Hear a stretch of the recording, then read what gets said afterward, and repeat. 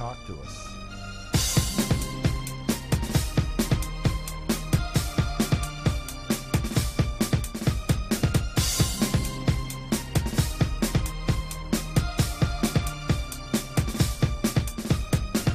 Can you give us a sign of your presence?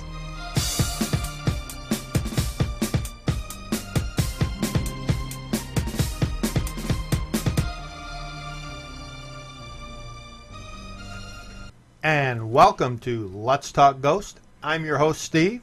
I'm Dan. And I am Will. And it is May 4th, 2014. It is. It's a beautiful day. Beautiful. Oh, yeah, it's beautiful. Yeah. Now, Today's Maggie's birthday, my goddaughter. cool. Happy Wow. birthday, Maggie. Yes. And there are two other birthdays yeah, coming we got a up this couple other week. birthdays coming up here in a week or so. Yeah. Yeah. My two co-hosts here both have the same birthday. Yep, May the 9th. Yep. And I have a very close friend who is also born on May 9th. Now, who's that? My friend Phil. Oh, really? Yeah, his birthday's May 9th. Oh, that's funny. Yeah. Not the dog Phil. No. No, just checking. Yeah, not the No, dog the Phil. different Phil. Okay. Yes. Yes. A human named Phil. A human Phil. Not yes. the Basset Hound. No, not the Basset Hound. The Basset Hound. We won't go there. Well, plus Rainbow just had her birthday last Sunday. Oh, that's right. Well, One of my other friends. And then another one of my friends has his birthday May 19th. Wow. Yeah. okay, now. Anyways, What have you been up to, Dan? Anything? just a lot of school. Trying to get through this semester. Yeah, got about 3 weeks of classes left. So, Yeah. Projects and presentations and final exams are all due at the exact same time kind of deal. Will, you've been on an investigation. I have. And once again, you left me out. Sorry. Cool. He always leaves us out. Yeah, he does. We were kind of helping someone else this time, but it was a really good investigation. Coming into our territory. It was right here in Owego. It was in Owego? Yeah. Oh. Coming into our territory. Yeah, I can talk about it. We investigated the old Owego jail. Place I used to work at. We could probably go into more depth in this. We both used to work there. Yeah. Yeah. So we can go into more depth about that second half of the show. Yeah, we'll talk about that more because I used to actually be a jail guard there. And I worked in the kitchen when it was a restaurant. Yeah. Right. He was a tough jail guard, I'm telling you. When I was in there, Yeah. he was really Oh, pretty yeah. rough. I used to hose them down quite often, put them in straight jackets and stuff. Yeah. It was awesome. Nice. Well, anyways, We have a guest on the phone. Can you bring her in? I can probably do something like that. And with us tonight, we have Alex Matsuo. She's the founder of the Association of Paranormal Studies. Hello, Alex. Welcome to the show. Hi, how are you? Good, good, good. How's it down there in North Carolina? It's good. It's a bit rainy and thunderstorms and all that fun stuff. Yeah, it's been a little nasty. A lot of stuff going across the south there. I guess Alabama got hit really hard. Yeah, I heard about that. We actually missed that storm by like a mile, so we got lucky. But it's still getting pretty stormy over here. Now, whereabouts in North Carolina are you? I am in Raleigh, North Carolina. Oh, okay. I have relatives in Raleigh in the Durham and Cary area. Yeah, I have a friend who lives down in Raleigh as well. Awesome. Raleigh's a happening place, I guess. Oh, it is. It is. It's a crazy. I back in the '60s, I went down there. My uncle moved down there. He worked for IBM, and nice. he transferred to the IBM plant down in Raleigh. And the first time I went down to see his house, he was out in the country. He was literally out in the country. He's in a little development, but it was out in the country. Mm-hmm. And now 30 some years later, you go down there, and there's like malls and motels, and it's like where what used to be the country is now like almost like the suburbs of a city. Yeah. It's really really grown down there. I mean, a lot. It is a happening place. It's a great. I understand it's a great place for young people to find good work and find pretty good jobs down there.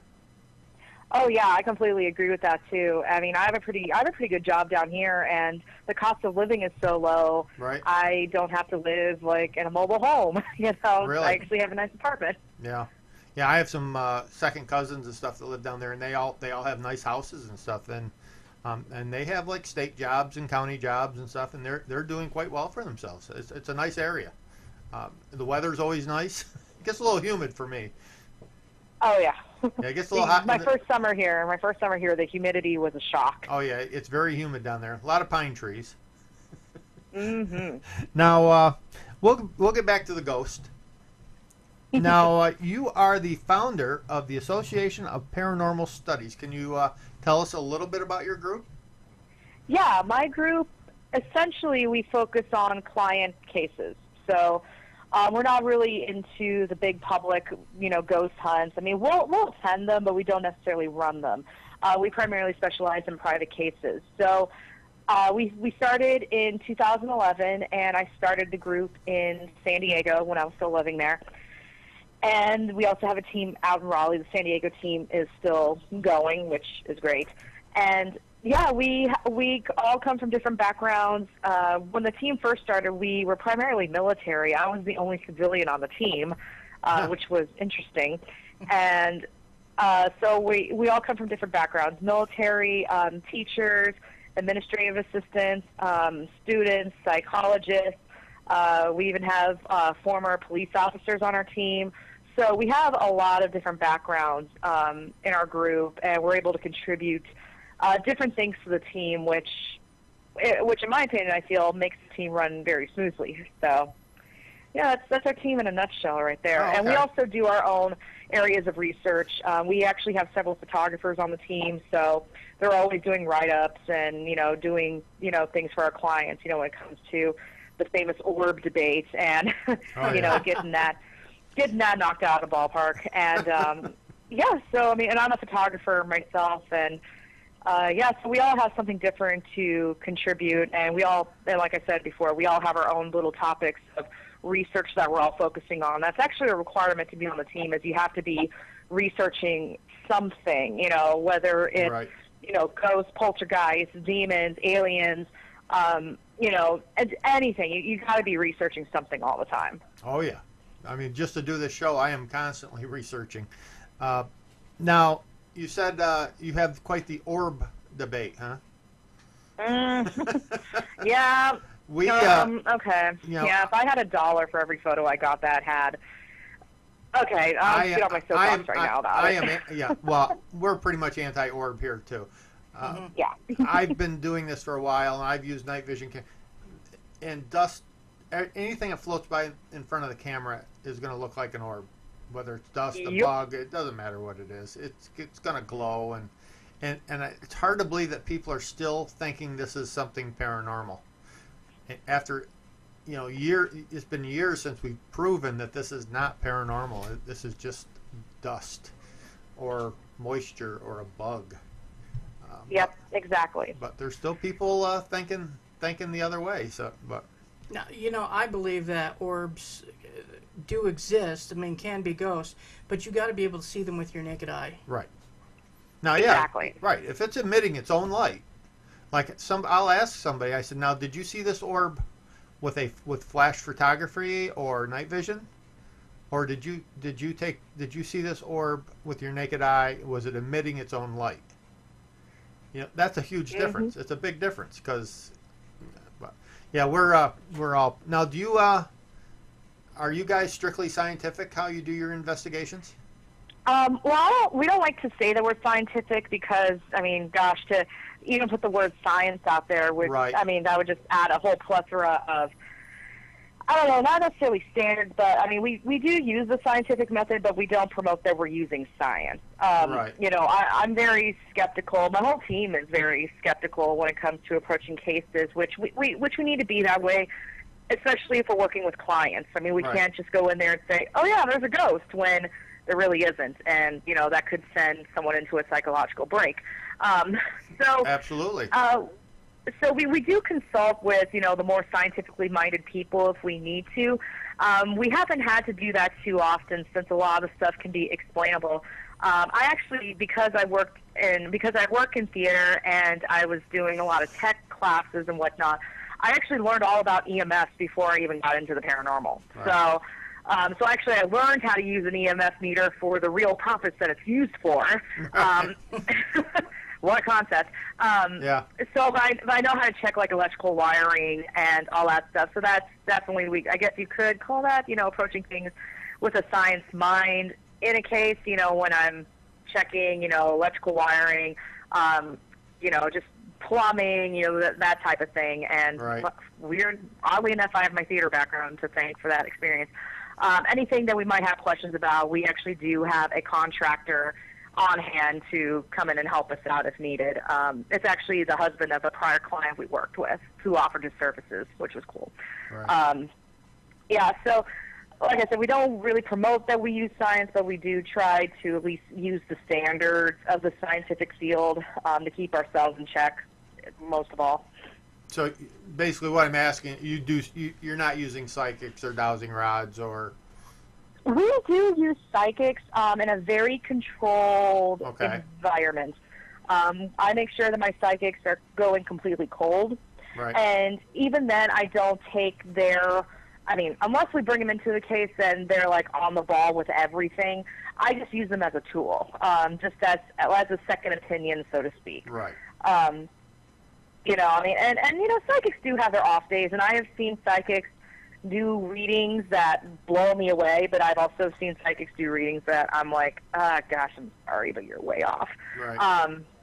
But we don't completely depend on it.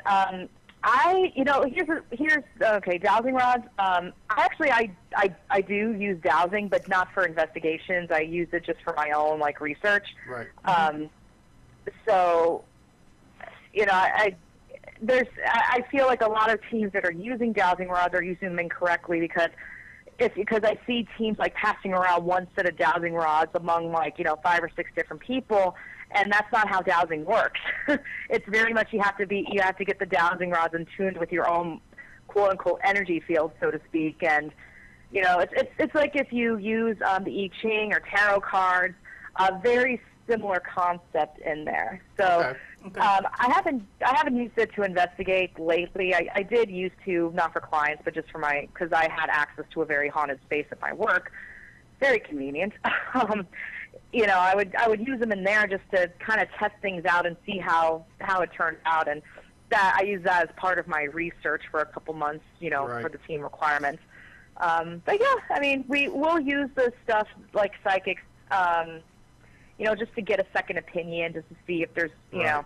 especially if there is an active location, bringing a psychic and they pick up on the same things. That is pretty remarkable, and we do keep records of that. Yeah, I don't see a problem with using psychics, but I think what you're saying is right. You use them as a second opinion, not as the sole source of your investigation.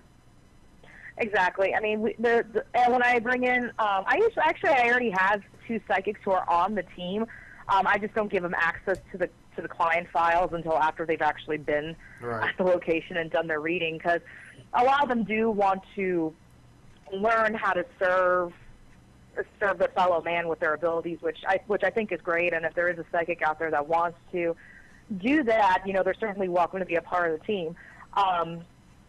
That's basically, second opinion. They understand that they don't run the investigation. Right. They're being used as a second opinion. They go Right. in, they do their thing.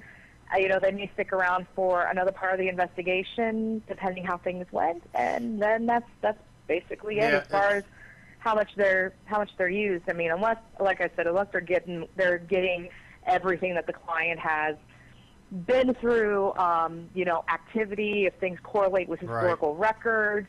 I even drive the psychics to the location. They don't even know the address. Oh, wow. Okay, that's a good idea. Yeah. Yeah. Yeah.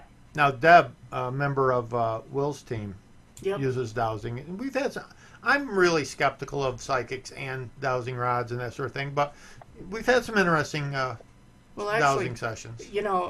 what she says is right, because Deb has her own pair. We have another girl in our group. Right. She has her own pair. I Right. have my own pair. That's good. And the other thing we do when we use them is we have someone else ask the questions that other than the ones holding the dowsing rods. Oh, that is interesting. Try not to influence someone either way. Okay. Yeah, that's a good idea. I'm going to have to try that.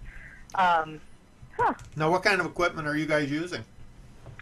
We are using, well, we use handheld night vision cameras. We also use DSLR cameras. So basically not the point and shoot cameras, but we actually have like Nikons and Canons. Since a lot of our team members, I don't know how it worked out this way, but a lot of our team members are photographers. So okay. They will actually bring in They're we nicer actually bring in our cameras. cameras with the lenses and. Oh, okay. Yeah. They so do take we nicer use pictures. tripods. They take nicer pictures. Oh yeah, they do. And here's the other thing. I mean, briefly going back to the orb topic. I mean, if anyone looks in their manuals in the troubleshooting part of their DSLRs, it will actually talk about, moisture and dust, and Right. basically how to know when to clean your lens, which is very interesting. Yeah. Right. So yeah, I mean, it makes for nicer pictures. It makes for higher, pictures that are of a higher resolution too. So if we did happen to catch something, we can actually blow it up. I mean, I think the thing that drives me crazy with some of these paranormal photos that are out there, they're cropped, but then they're blown up so big that they're so pixelated you can't even see what's going on. Right. So. Well, that's usually the case with UFO pictures and Bigfoot pictures. Yeah. They're always so blurry you can't tell what you're looking at. They'll take a whole bunch of photos, but the one photo that supposedly has a Bigfoot in it will be the blurry one. Yeah, Exactly. If you're going to blow up a photo and show, an enlarged image, you should always put the original image with it so people can see the comparison. Right. Yeah. I agree. I totally agree with that too. Let's see, and what else do we use? We use EMF meters, but not for communication purposes. Like I said, we'll use that to basically gauge, electrical wise where the house is at, Right. or the location. Sometimes we've done businesses as well. And then, notepad, pad and paper. We'll use audio recorders. We're actually saving up to get a real-time recorder. So the ones that it's like a 3-second delay, but you can actually hear. You can hear what's going on. So I feel like that would make our investigations a bit more productive, because there have been times we will listen back on our audio, and I do some singing, so actually I have a nice microphone that I use, and I have access to others. So we'll use really sensitive microphones, Right. but there'll be times where we're listening to the recording and we're getting answers to our questions, and I'm like, oh my gosh, I wish I had picked up on that earlier. Or we'll actually get what we think we might be hearing in terms of names or locations, and I feel like if we can get that real time recorder, where we can have someone listening to it as we're going, and giving us, oh, we're getting the name Sue, oh, we're getting the watering hole, I'm just naming off a random location. I feel like that would make our investigations a bit more productive. Okay. So, and let's see. We have a team member that uses a pendulum, but I'm very skeptical of that one, just because I've used the pendulum, in my dowsing practices, and I don't know, I feel like that can be manipulated a bit too much. Yeah. Right. But we just use it again as a tool, and that's pretty much it. We use ourselves, and we'll use a psychic as a tool if we want to count. Now, do you kind of guys? psychics in there. Now, do you guys have an ovulist? We do have an ovulus, and we also Have you sold it yet? not necessarily. Pardon? Have you sold it yet? Yeah. Have you put it on eBay to get rid of it yet? Oh my goodness. I almost flew to San Diego and snapped one of my team members because they had an ovulus app on their phone that they were using on Right. investigation, and I'm like, are you kidding? That's Wow. not on the list that you could take. Ovuluses, I don't. They're slowly becoming. People buy them and they looked really cool on TV. Like when on Ghost Adventures and everybody's using them. But everybody that buys them seems to have the same opinion after about a few investigations that they're absolutely worthless. Yeah. They're a waste of money. They're entertaining, but without anything. I know I'm probably pissing off the people that make it, but you know what? You're selling something that doesn't work. Yeah. And people are paying a lot of money for it. I think that was a Bill Chappell invention. They don't work. Yeah. They don't work. And they're programmed to, they put programmed words into it, and this thing just spits out random words. It's no better than Ghost Radar, as far as I'm concerned. Oh, Ghost Radar. I mean, basically, an I Ovilus, agree. an Ovilus is nothing more than the Ghost Radar. I think it's just spitting out random words, and that's it. Yep.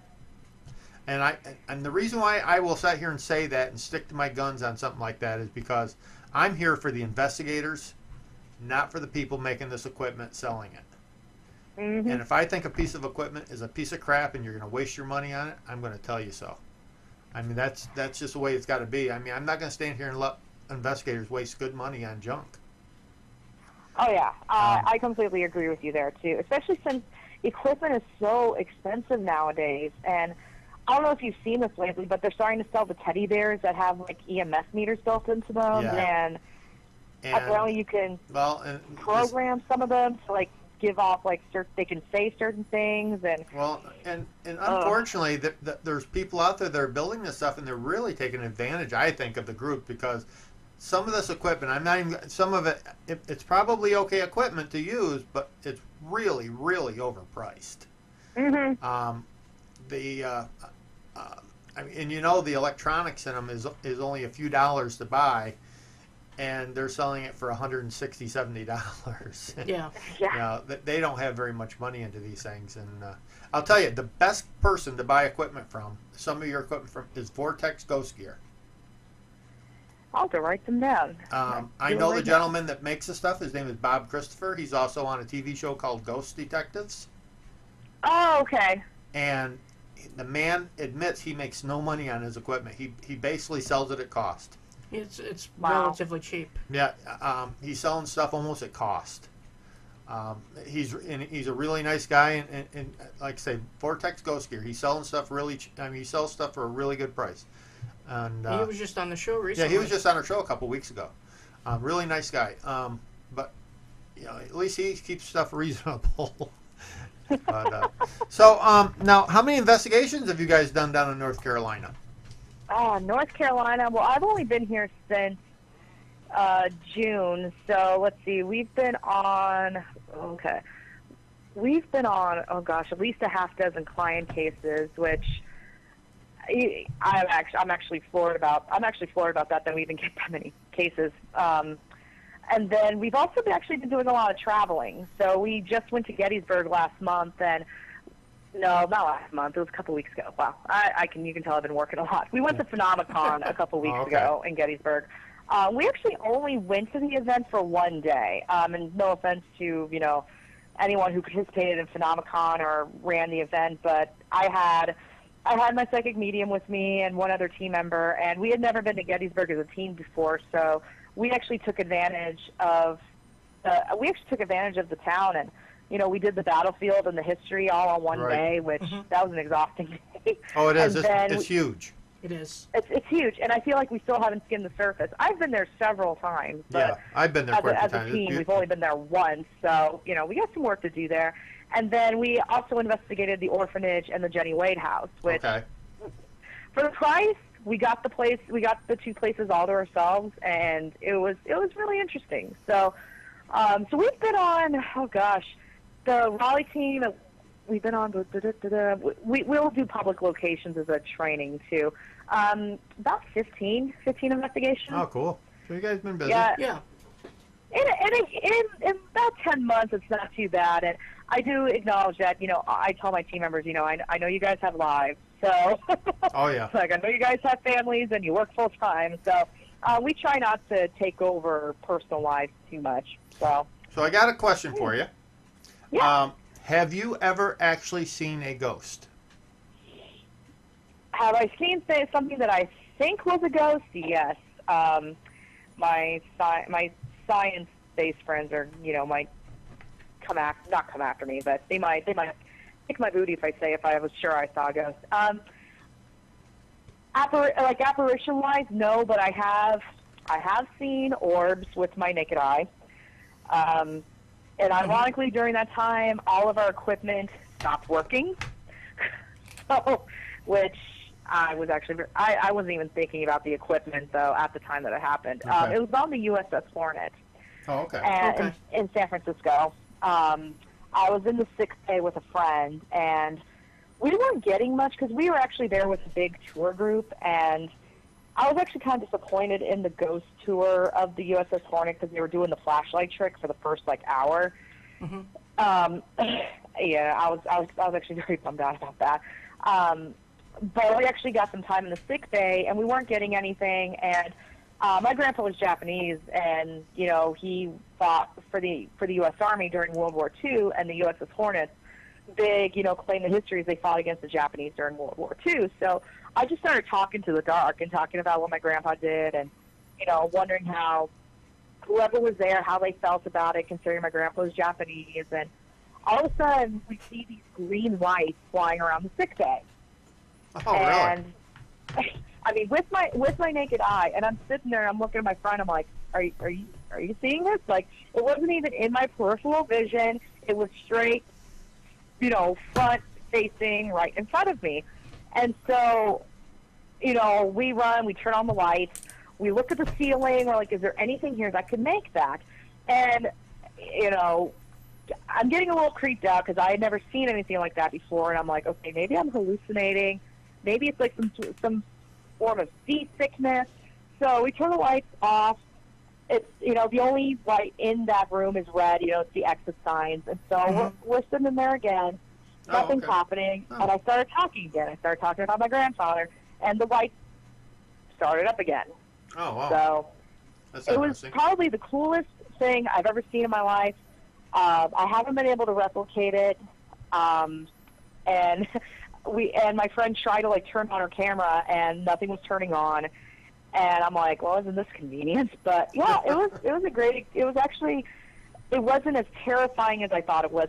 It did creep me out. I mean, I'm not gonna lie, It did creep me out, but it wasn't, it wasn't like, I got scared that I ran out of the building. It was just more of like, I can't believe this is happening. This is really cool and really, really kind of creepy at the same time, but a lot of it was just more of disbelief. I was sitting there most of the time thinking, like, is this happening? Is this really happening? And I had my friend there with me, and she was able to, confirm that, that she saw the same thing, too. So I knew it wasn't just me. Hey, we're about running out of time here. So what we're going to do, now, can you give us, real quick, give us any of your contact information, your Facebook pages or your websites? Yeah. If you go to Association of Paranormal Studies.com, that's our website. You can also go to www.alexmatsuo.com. That's ALEXMATSUO. That's our website. You can also find us on Facebook. We do have a Facebook group, so if you want to go in there and talk about the paranormal or have questions, we have a group of over 200 people who are just there to chat and mingle. Yeah, find us on Facebook, find us on our website. You can also look me up too. And yeah, I mean, if you ever want to chat or have questions or want to send us photos or audio, feel free to send it over. Now, what I need, when you get a chance, send me a photograph of yourself or of your group, and a bio of you or your group, however you want to do it, and we'll put you on in your links, and we will put you on our friends page.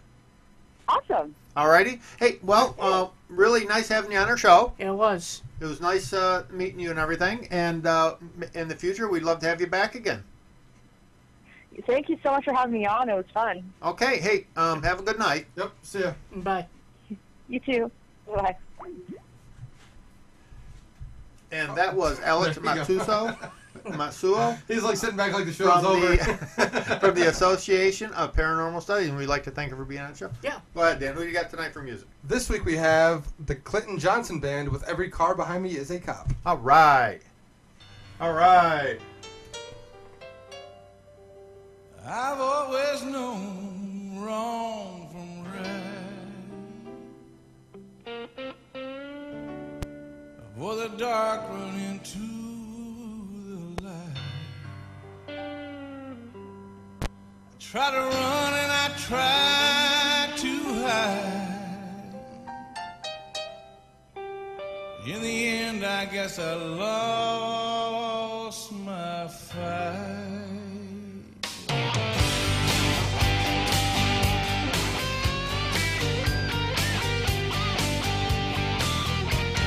Flashing lights and cold cell blocks, they got because they got the lot.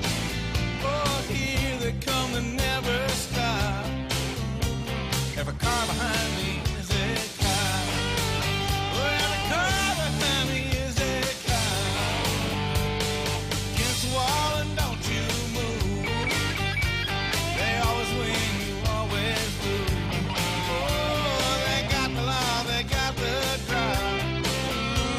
Every car behind me is a cop. Oh, every car behind me is a cop. Oh, all the noise and all the lights, here they come left and right. Every car behind me is a cop. Jamming gears and hold on tight. Now they got one in the sky. Every car behind me is a cop. Play it dumb or play it smart. You hit the gas and stop and park. Oh man, I feel like I've been shot. Every car behind me is a cop. Oh, every car behind me is a cop.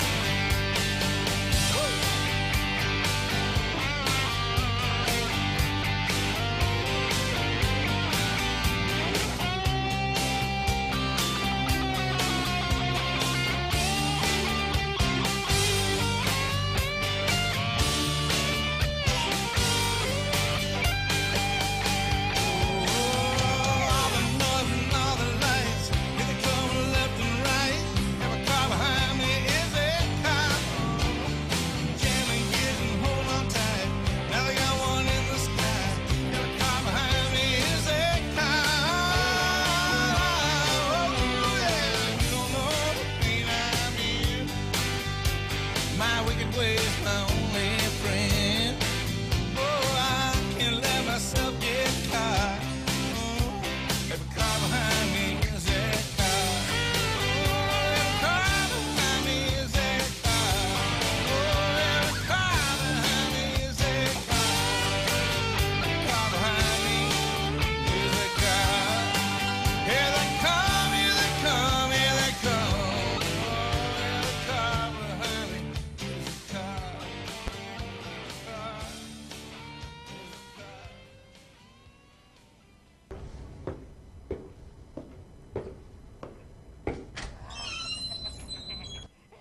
Doc, what's wrong with our friend? I'm not sure. Ever since he's listened to Let's Talk Ghosts on Sunday night from 8 till 9 on DTMWickedRadio.com, he's been like this. I think he's become a fan.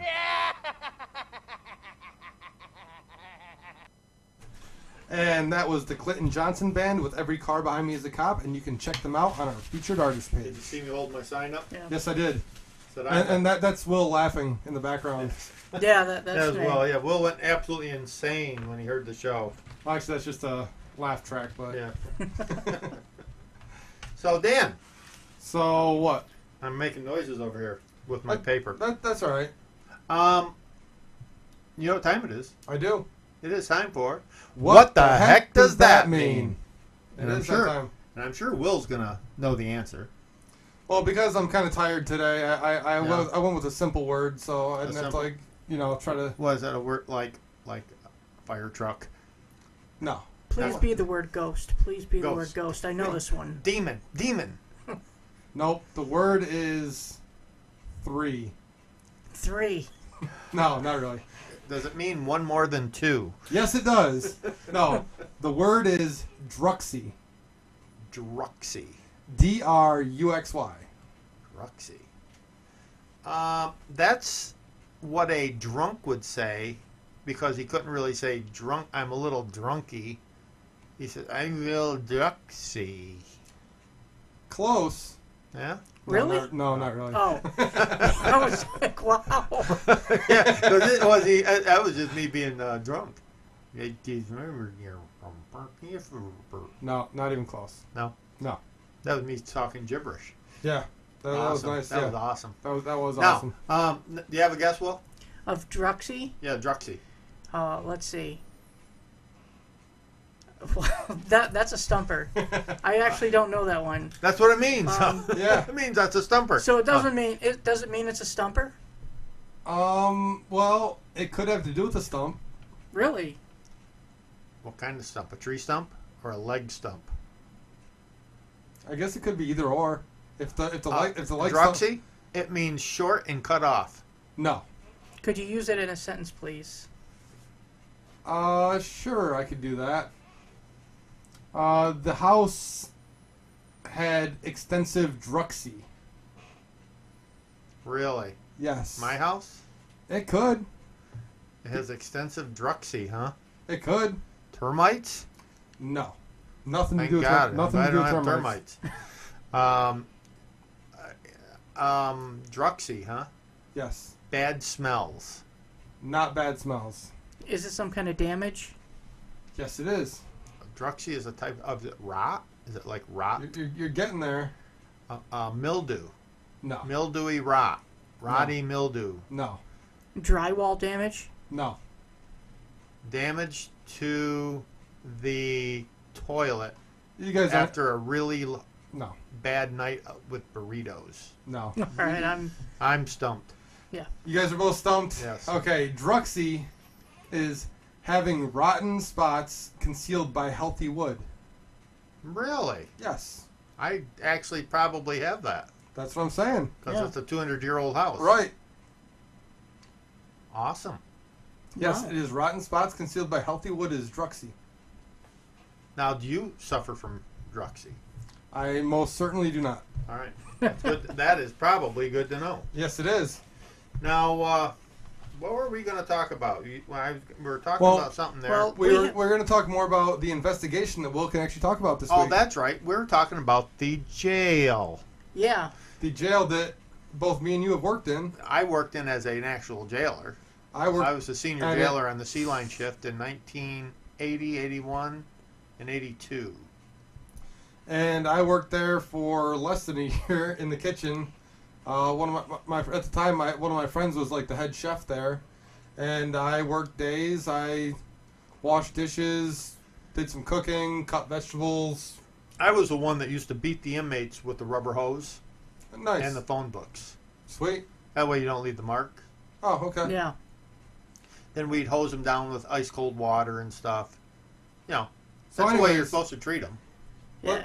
Let's have Will maybe tell us a little bit about the investigation. Okay. Well, it was an interesting investigation. Of course, it's a restaurant now as well, but I don't think it was the same restaurant No, at the time. Right, when I worked there, it was different owners. It was Right. Yeah. it was called the Jailhouse Restaurant. It was like Blues and Barbecue or something. It was basically like a barbecue joint that had a lot of blues bands come through and play. Yeah. And it's interesting. This place is actually on the Tioga County Haunted History Trails. Right. We're trying to get one for Broome County, but it's kind of tough, you know, Right. getting places to go along with that kind of thing. But anyway, I had asked you about some different things that I could do to try to elicit activity. And I remember you saying that one thing that the jailers liked was, or the inmates, was that they really looked forward to getting mail every week. Right. So one of the things I did was I grabbed some envelopes and walked up and down the jail cells, and it's like, I got you your mail, you know. Oh, I'm okay. going to need your name Cool. or inmate number. I didn't know how things work there. I've never been in jail Well, in my back life, then, so. the only communication they had to the outside world was either their visitor, Mhm. mail, or their one phone call they got a week. Yeah. That was it. And then one of our other investigators, the other co-founder of Beepers, he said, why don't we all get into a separate cell down the line? We'll shut the door and we'll just banter back and forth, see Right. if we can get activity that way, you know, like what's going on down there. And so we did that for probably about 20 minutes. And then I had them stay in their cell, and I grabbed some handcuffs that I had brought to try to use as a trigger object. The leopard print ones? No, these were The metal. pink fuzzy handcuffs. Yeah, pink fuzzy handcuffs. No, not those ones. Anyway, I was walking them down the cells, telling people I'm the new warden, and you know, this is lights out. When I say lights out, I don't want any talking. Right. And then I'd pause, see if I can get anything. So I still have to go through that stuff, and hopefully we'll have something in a few weeks for you guys to play here. Oh, that'd be good. That'd be neat. Yeah, when I worked there, I used to hang out there a lot at night, like after the restaurant was closed, because like I said, I was friends with the guy that was the head chef, and his apartment, because he was also part owner, like his family owned it and stuff. Mm-hmm. His apartment was actually connected to the restaurant. So when we were hanging out at his house, we'd like, you know, take turns walking downstairs to the restaurant, going to the bar, filling up pitchers of beer and whatnot. So I was always wandering around the restaurant after hours at night, and I never had any experiences there. I'm not saying the place isn't haunted. I've never done an investigation there, but all these people talked about having experiences in there, and I was there numerous nights. You know, when it's completely quiet, all the lights are off. Well, like they always say, they don't come out on cue. Right.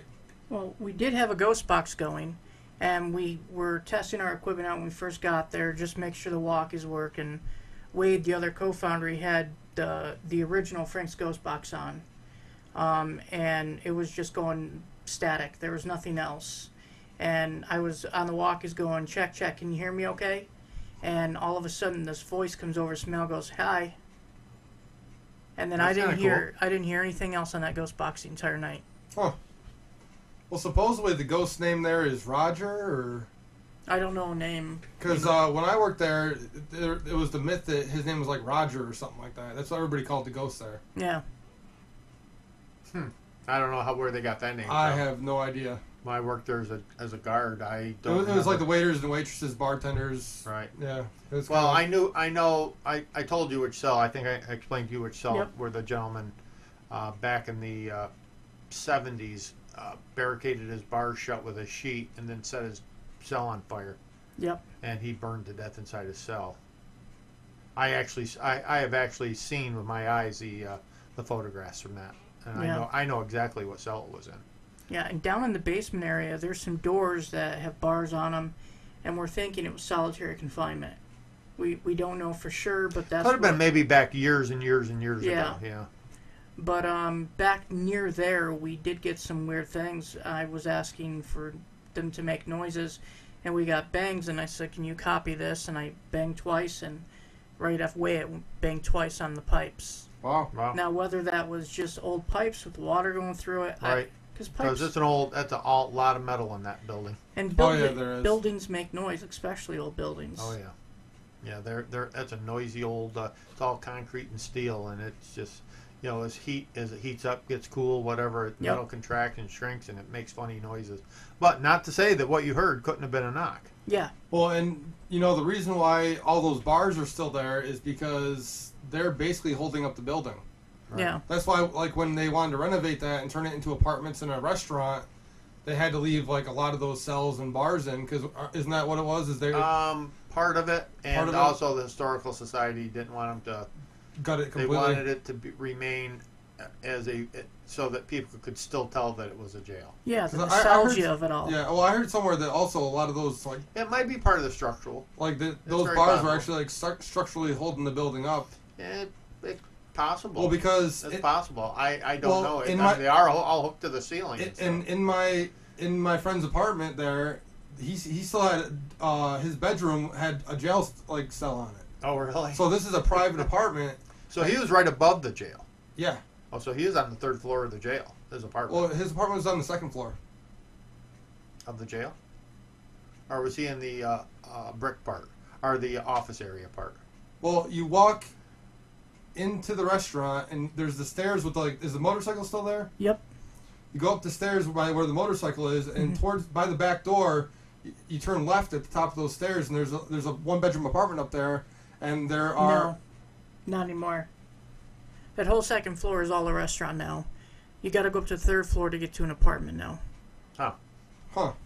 Yeah, at the top of the stairs, you turn to the left. It's just a big room with tables for the But then you restaurant. turn to like the left again. You There was an office and then an apartment. Oh, okay. Oh, All right. yeah. Well, And we didn't see that. His bedroom had bars on it. Okay. all right. So I mean, I would have thought that if they could have for a private residence, Well, they they would. took out the original stairs. Okay. Yeah, the original stairs Yeah. aren't where they are. They got that big set of stairs going up in the middle. Yeah. Those aren't the original stairs. Okay. Yeah, even the front door is different. Yeah. The front door used to be around the other side of the building from where it is now. That center of the building was actually the jail cells were kind of back to back on each side.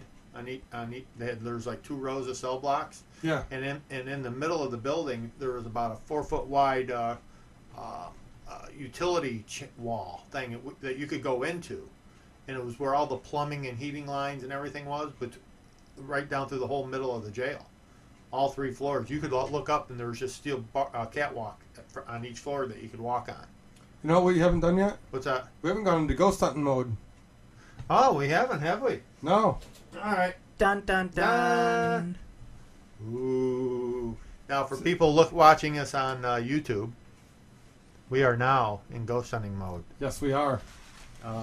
Is there anyone here that would like to talk to us? I don't know if there's anybody here, but for you on YouTube, here goes an orb. Did you see that? I saw it. That was pretty amazing. Yes, that was an orb. amazing That was orb. Can you give us a sign of your presence? Yeah, I'm here. I'm over here. Now, anything else going on with beepers there, Will? Well, we went yesterday and met with a client. We got offered a home. That was weird. They tried to give you a home for free. Yeah, they did. The guy was like, the roof is caving in and everything, and he's like, you guys want it? I will sign it over to you right now. It's yours. Like, no thanks. You should have taken it. It's a free house. Yeah, really. Yeah, you probably need a couple $100,000 to get this thing Now, restored. what building was it? It was called the Canal House. Is it a big building? I would say a medium-sized home. Oh, okay. You know. Well, it's got to have at least a little bit of land with it. I mean, if he's going to give it to you, Yeah. I would have taken it. Could have used it for ghost hunts. Yeah, and I can't imagine that the taxes would be that high on it if the house is like falling apart. But there's a lot of history there. This place was built in the 1700s. Oh, really? Yeah. Wow. Now, anything else going on with beepers? Not really. We are planning our paranormal picnic. Yes. We are doing that, yeah. Last week in July. It's going to be July, I believe it's 26th. 26th. And it will be open to paranormal groups, authors, and famous people. Yeah. Because if somebody like John Zaffis wanted to show up, but technically John Zaffis is a member of a group. Right. Most famous people that are into the paranormal are in groups. I mean, we'll let famous people come. Like, say, Shakira wants to come. Why did I know he was going to maybe bring that up? I mean, if Shakira wants to come to our paranormal picnic, I would not turn her away. Yeah. I doubt she's going to want to show up, though. Hey, the invite's out. If she wants to show up, that's fine. All right, yeah. So, Shakira, if you're listening, you have an open invite. Yeah. That's right. Speaking of famous people, I'm also a Pink fan. If Pink wants to show up, too. We're going to be running into a few this weekend. This weekend is our Lake George event. This weekend, which was yesterday. Yeah. See, we're magical. Yes. Well, I think most of our listeners know that we pre-record our shows. Yeah. And we place the shows on Sunday. And because obviously we're not doing a live show. We're not? No. This isn't live? No, we're all dead. Oh, crap. We died. But yeah, this coming Saturday, which is yesterday. Yeah, which will be yesterday. Which will be yesterday when you hear this. We will be at the Lake George, preserving the haunt. What? Preserving the haunt. Parahistory Con 2, put on by the Glory Haunt Hounds At Fort William Henry in Lake George, New York. Historical. Historical. And we're gonna have a table there. We're gonna be meeting fans. Hopefully, some of our fans will show up. Yeah. And of course, promoting it right now is a little pointless. Yeah. True. But that is very true. However, true. I'm hoping that when you hear this, I got to meet a bunch of you guys. Yeah. There you go. This is like me in the future. Yes. Oh man, this just blows my mind. I know. And what else? But yes, we will be at Fort William Henry yesterday. Yes. Yeah. And but anyways, we're doing this paranormal picnic again. We did one last year. We had fun. It rained. We got rained on, but hopefully we picked a drier day this year. Yeah. And so we're not all huddled underneath the pavilion. And what we're gonna how this works, and I'm gonna be kind of announcing this every week. I'm gonna supply the meat. It's gonna be this year. It's just gonna be simple hot dogs, hamburgers, and maybe sausage or something. And everybody that comes has to bring a dish to pass, appropriately sized for the group that they're with. Right? That's the best way to put it. If you're a group of 2 people, bring a dish appropriately sized for your group. Or you can be more generous if you want. Or bring, if you're a group of 10 or 15 people, bring a couple dishes, bigger dishes or something. Bring a bunch of stuff. Right. But the idea is I'm going to supply the meat and cook it and everything, and you guys just got to bring a dish to pass. Yeah, like macaroni salad, potato chips. Last year, I desserts. think we had a lot of food left over. Oh, we had a lot of food. We had chicken last year, but we really dodged the bullet with the chicken. It just got done when it started raining. I made a homemade banana pudding last year, and I had half of it left. Yeah, there was a lot of food. Yeah. So but we're going to do the same thing, and we're going to open it up to any group. So if you're in the New York area around Binghamton, New York, Owego, New York, Elmira, New York, Southern Tier, or if you don't mind traveling, just send us an email and let us know you want to come. We don't care. Anybody who wants to show up is invited. Yeah. And as long as you're a member of a group and your group is coming, you're welcome. Or a psychic or an author. Author, if you've written a book. If you make paranormal equipment, basically anybody in the paranormal community who is like an active member of the paranormal community. Right. So, like I say, you're all welcomed. You can camp. There's enough room to camp. We'll put some pictures up on our website showing the campsite. There was some there last year. I think there's some pictures of the paranormal picnic on our website from last year. There is, and a huge orb just floated by. Yeah. A real one? Well, yeah. Oh, my God. I think it's my friend Scott. Could be. Hey, Scott. Or it could be a bug. Maybe he's going to join us on the show. Speaking of which, we are all now officially going back to the USS Sullivan. Oh, that's right. We are. Oh, that's another thing we're doing. We're that is in August, I believe. August 8th. 8th. We are going to Buffalo, New York. Mm-hmm. To the Buffalo Military Naval Museum, whatever they call it, yard. Yeah. And there's 3 ships there. They have the Croker, which is a submarine. Yep. They have the Sullivans, which is a light missile destroyer or missile cruiser. I think it's a cruiser, and then there's the Little Rock that's a destroyer. That is a light missile destroyer or a missile destroyer or something like that. Whatever. I'm not Navy. It has the big missiles on it and a big spotlight that it uses to aim them. And it's a much bigger boat. Yes. That one's like 600 feet long or something like that. Yeah, the Little Rock is like 600 and change. Yeah, and the Sullivan's is like about 300 and something. And the sub is also about 300 feet. Yeah. Yeah, they're all big boats. I mean, they really are. Well, except for the Croker. Yeah. It's long, but it's not a lot of room inside. No. It's just like a little tube. Yeah, it's like a big cigar. It's like a cigar. And it's tight in there. And I have a friend that served on a submarine almost identical to that one. Mm-hmm. And I asked him, I go, now according to what I read up there, I said it's like 82 men would serve on that submarine. Yeah, and when we went on our tour, when we first arrived there was only maybe 15 down there. 15, and we were tripping over each other. Between 15 and 20 of us, and we're thinking, and it was like, where the heck are you going to put 82 men? Yeah, another 60 people. And so I asked Dale. Dale's a friend of mine, and he was during the 60s. He was on a submarine almost identical to that. Yeah. And a different class, but they're almost the same style. And he said it's very simple. You have your spot and you stand there. He says you basically are assigned to an area, and you don't wander around. You have an area, that's your spot. And that's where you stand all day long. He says that's where you stay. Oh wow! If you're a torpedo man, you stand by your torpedo all day long. That's your spot. Is your spot. Well, and I gotta believe they sleep in shifts. And yes, but the thing is, everybody has their spot, and so everybody, when they're on duty, they know that's where they are. So you don't have 82 men just walking around.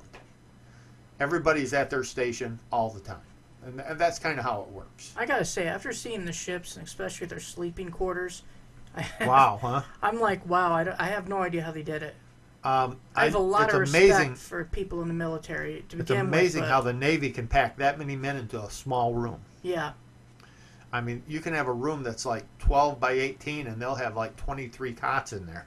Well, yeah, I mean, on like the Little Rock and the Sullivans, we went into some of the bunk rooms, and they're stacking them 3-4 high. Yeah, there'd be like 23, 24, or 30 cots in this room that isn't much bigger than a walk-in closet. Well, that's because they're literally stacking them up like cordwood. Oh yeah, I mean, they were packing bunks in any nook and cranny they could pack a bunk into. Oh yeah, It's pretty cool. They got to put them somewhere. definitely. And you know that you always hear about on Navy ships, like when they've been hit by a torpedo, that you always wonder, well, geez, why is it so many people get killed every time?